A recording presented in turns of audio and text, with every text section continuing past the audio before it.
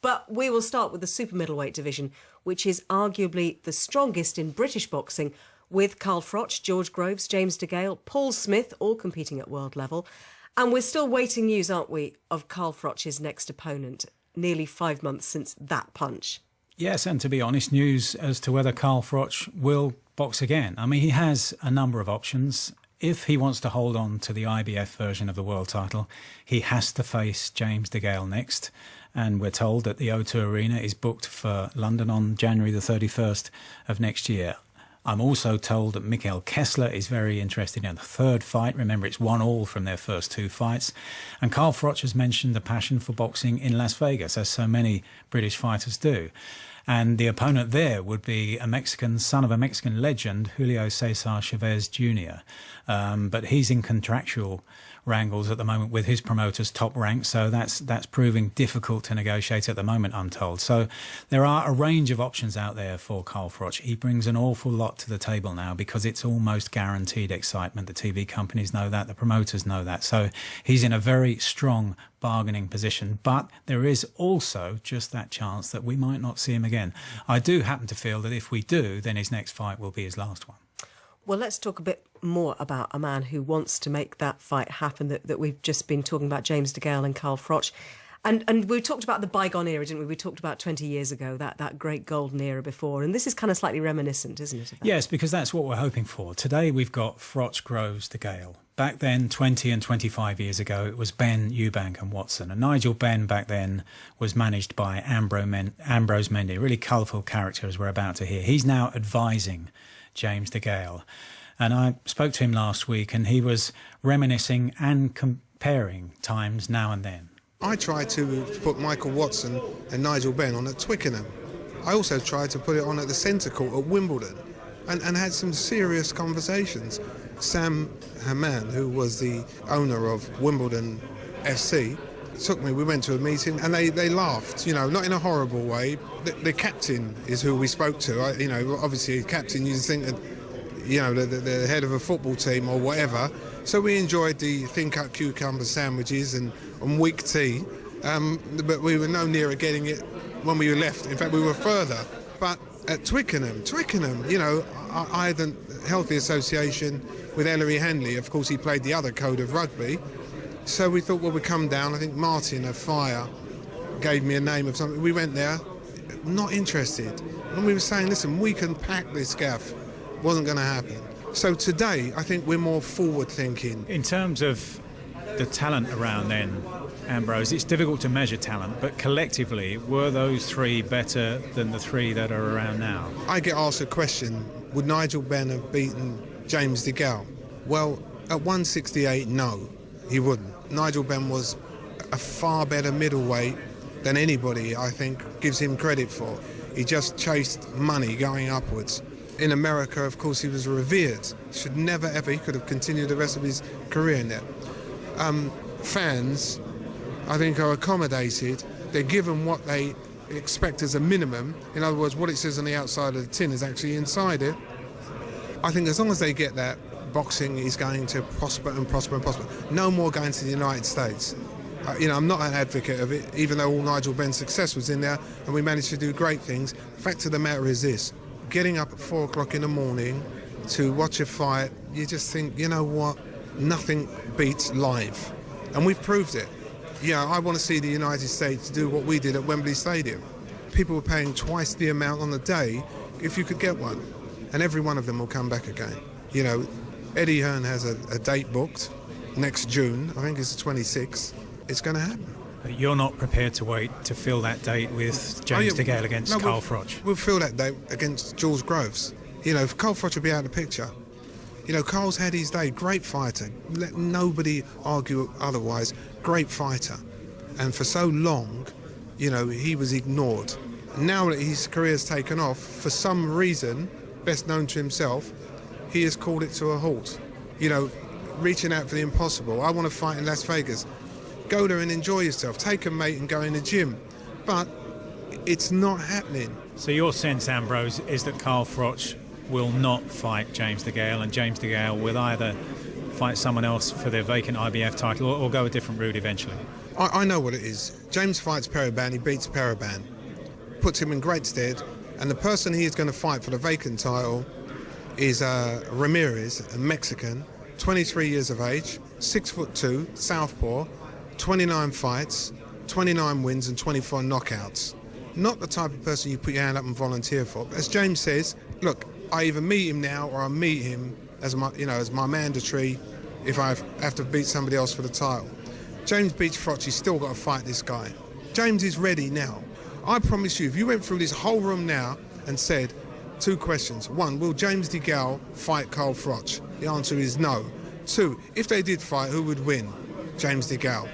And everybody knows it. His milkman knows it. You know, the woman who cleans the office building, which he undoubtedly owns now, knows it. Everybody knows. Even when he was on that tumble, you know, every time he got up off the floor, people said to him, like, you know, James DeGale, no.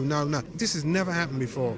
It's never, ever happened that somebody with such a high profile is told, we will guarantee you millions. And I don't mean 2 million to fight James DeGale. The O2 is booked, January the 31st. James will be in that ring on January the 31st. Will Carl Froch? That's the question we've all got to ask ourselves. And lest he thinks that I'm being disrespectful to him, then he should know better than that. You know, I've told him the guy is a legend, regardless of the outcome of the James DeGale fight, because it's probably his time to walk away. If I was him, I would walk away with the legacy intact. I said it earlier on, the most successful super middleweight boxer in the entire history of the weight division. That's some accolade. You know, he's got incredible amounts of money. He has a wonderful partner, phenomenal family life. What's he doing? What do you want to be here for? I don't understand. But I do understand he does not. He's running scared of James DeGale. He can't find enough reasons to fight James DeGale, and yet there's an obvious one. He's a mandatory. Just like you were, you give all the to Joe Calzaghe, the great Joe Calzaghe, who fought anybody, didn't give a monkeys or whatever. Now you're saying you want to go to the land of the impossible and fight Chavez. Chavez, who is as fat as a stuck pig, has got contractual problems with Top Rank. There is no possibility they can fight. I think that's what you call a colourful interview. Ambrose Mendy with our boxing correspondent, Mike Costello. Now, there's a certain amount of hyperbole in all of this. It's interesting the way, isn't it, that Ambrose Mendy compliments with one hand and then takes it away with the other hand with Carl Froch. But how likely is it that we will see 31st of January at the O2, Carl Froch against James DeGale? I think it's a difficult one to read, but what is clear is it's all down to Carl Froch. James DeGale is ready, and the situation as far as the IBF, the International Boxing Federation, are concerned is absolutely clear. If either of those two takes on any other opponent after December the 31st, they will lose their status. In DeGale's case as the number 1 challenger, and in Froch's case as the champion. So it's clear cut. And we've heard from Carl Froch that, look, he doesn't want to let go of the title, but there's also a feeling among within Carl Froch that he brings so much to the table, and he doesn't want James DeGale getting a reward for that. He doesn't want he doesn't want James DeGale to get a penny. He doesn't like him. No, he doesn't like him. He disliked and still dislikes George Groves. He makes some comments about him.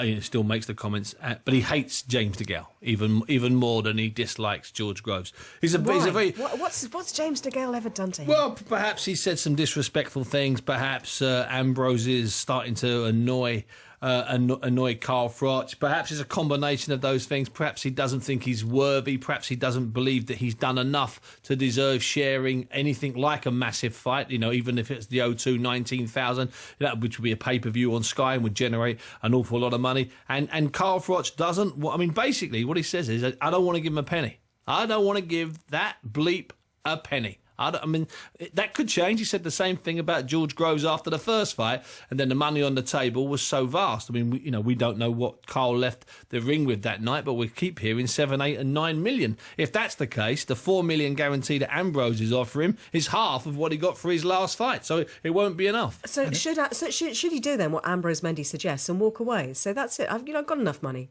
I've got nothing to prove anymore. You know, it took a while for him to become the household name that he now is. But does he need it? I don't think there'd be too many people around British boxing who would be sad to see Carl Froch walk away now with so much in the nicest intact. possible way. Yes. Yeah, absolutely, because he's done so much for himself and his family, but also for British boxing. This run of 12 world title fights has been a staggering run. We were talking earlier, Steve, Steve and I, as we were preparing for the programme, about half of those. As many as half of those were probably contenders for Fight of the Year. It's a staggering run. And he's reached the stage now where, I know I said earlier he doesn't want to give up the title, but he's reached the stage where he's much more important than the title now. Yeah. He can trade on his name and he can pick and choose. He's in a very strong position. He can go and do a gymnastics competition on primetime BBC One. Well, that's, and there may be, on the back of that, there may be more of that to come, and he might decide that there is an easier life out there. And he does fancy a fight in Las Vegas, that's absolutely sure. But we keep throwing out this name, the stuck pig, as Ambrose eloquently called him, Julio Cesar Chavez Jr., as though he's some kind of major attraction in Vegas. Only one of his last 9 fights has actually been in Vegas. It's not Floyd Mayweather who can't leave the city limits or get a nosebleed. We're talking here about a guy that could be with the right chemistry in a big fight in Vegas, but he's not a major attraction in Las Vegas, so there's not a lot of money with that. And I see that Chavez fight, Mike, as a bit more of like a vanity fight, like he wants to go to Vegas. And and I agree. I've always been agreeing with Ambrose because he talks a lot of sense. Sometimes struggles to put it into practice, but that line about go to Vegas, spend some money, take a friend, have a good time, why not? That's also, quotes, doing Vegas. And because the Americans' last memory of Carl Froch live in their own country is when he was beaten convincingly by Andre Ward. So Froch isn't the big sell in Vegas that he is over here. Not nearly. Is it too late for him to be a big deal in Vegas? I think it's something that you do have to nurture and you do have to build over time. I remember going to Ricky Hatton's first fight, first of all in the United States. It was in Boston. His first championship fight in the States was in Boston in 2006. And then at the beginning of the following year, in January of that year, an unusual time for a big fight in Vegas, he fought Juan Urango, and that was his first fight in Las Vegas. And that was in front of 7,000 people in a ballroom within the Paris Hotel. And then later that year, he fought Jose Luis Castillo. Great win. In the ring afterwards, he announced that Floyd Mayweather was running scared. Almost immediately, Floyd Mayweather's people got on the phone and the fight was made for later that year. So that was a slow burner. We think of the night against Floyd Mayweather when 20,000, maybe more, British fans turned up to watch Ricky Hatton.